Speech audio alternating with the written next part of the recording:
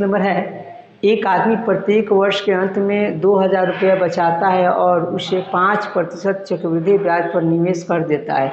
3 वर्ष के अंत में उसके पास हो जाएगा इन कितना रुपया हो जाएगा।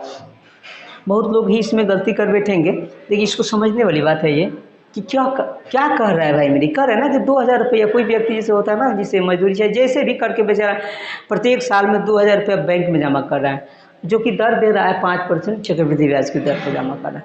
तो पहले वर्ष तो 2000 जमा करेगा, तो पहले वर्ष फिर अगले वर्ष फिर 2000 से उसमें जुड़ जाएगा, ठीक है, क्योंकि उसका पहले का पैसा है ही 1 साल का, ब्याज प्लस मूलधन यानी अमाउंट 1 साल का अमाउंट और प्लस फिर मूलधन, फिर 1 साल के अमाउंट हो जाएगा, जो फिर उसका मूलधन जुट जाएगा। ऐसे निकालना है, नहीं तो गलती आप लोग कर बैठिएगा। देखिए अगर ऐसे देखना है तो आप ही बताइए 3 साल में इसका कितना रुपया, ये खुद का जमा कितना कर देगा भाई, तो 3 साल में इसका कितना रुपया, तो 6000 रुपया ऐसा ही हो जाएगा। अब 6000 रुपया तो 6000 इसमें ब्याज भी आए, तो जाहिर सी बात है कि सी नंबर इसका आंसर करेक्ट जाएगा। देखिए बिना बनाए हुए मार सकते। देखिए ऐसे ही ना मैं बता रहा हूँ कि आगे चलकर हम बताएंगे कि कैसे बनाना है आपको, विकल्प से ही बनाना है। विकल्प से कैसे बनेगा, अनुमान से कैसे बनेगा, कई तरीका है भाई मेरे। आइए अब इसको मैं सॉल्व करके बता रहा हूँ।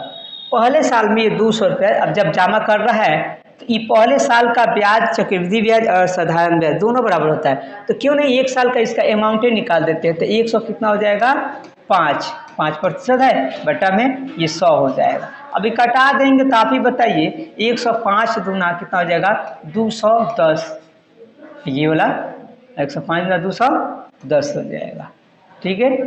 अब ये 210 इतना आ जाएगा, ओहो 2000 है, सॉरी 2000 है, चलिए यहाँ देखिए यानी 2100 आ जाएगा। कितना आ जाएगा, 2100 आ जाएगा।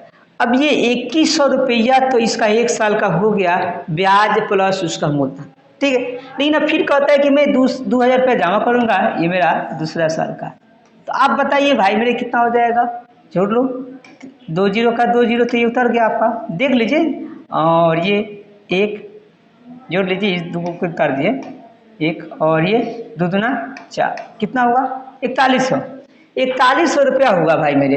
अब ये 4100 रुपया जो है इसका टोटल रुपया हो गया, ये 1 साल मतलब जमा करने के बाद, ठीक है, दूसरे साल के लिए। अब इसका भी तो ब्याज वही लेगा, 105/100 फिर ये अमाउंट हो जाएगा 2 साल का, 2 जीरो से 2 जीरो हटा दीजिए। अब इसको आप गुना कर लो, ठीक है। तो ये गुना करेंगे तो ये देखना है कि कितना रुपया आ रहा है। देखिए गुना करने का कई तरीका है भाई में, ठीक है, आप अपने तरीका से हम गुना कर सकते हैं, हम अपने तरीका से गुना करें, इसमें हजारों तरीके हैं गुना करने के। 5 एकम 5 देख लीजिएगा, कुछ नहीं है, ये 5 चौका देख लो भाई 20 हुआ, इसको 10 मान लेते हैं, 10 20 और ये 10 एकम 10, 20 और 10 30 था, तो 30 का 0 हो जाएगा, हाथ में चाहते हैं, चलो फिर ये करेंगे 10 चौका 40, 40 और 3 43। अब ये हो गया आपका, ठीक है, तो 2 साल ये हो गया। अब इसके बाद कहता है कि अब फिर तीसरे साल के लिए, तो तीसरे साल के लिए भाई 2000 रुपया, ये तो इसका अमाउंट हो गया टोटल। अब फिर 2000 रुपये इसमें जोड़ लेगा, ये क्या करेगा 2000 रुपया जोड़ लेगा, 5 0 3 6 कितना है भाई मेरे, देख लो 6305, 6305 option number C correct answer जाएगा। मैंने पहले ही बताया था ना।